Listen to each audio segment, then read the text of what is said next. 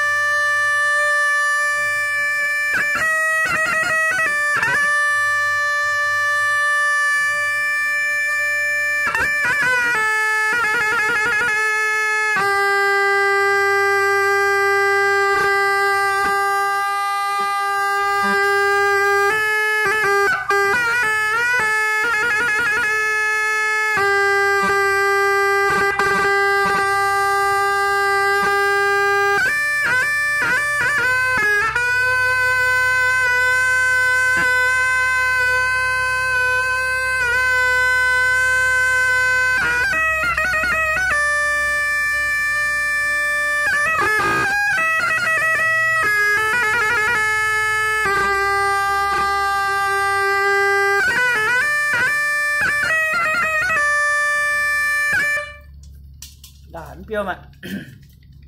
vẫn tuổi rồi nè lại trình vừa mình một tọa xăm thật chi im hoàng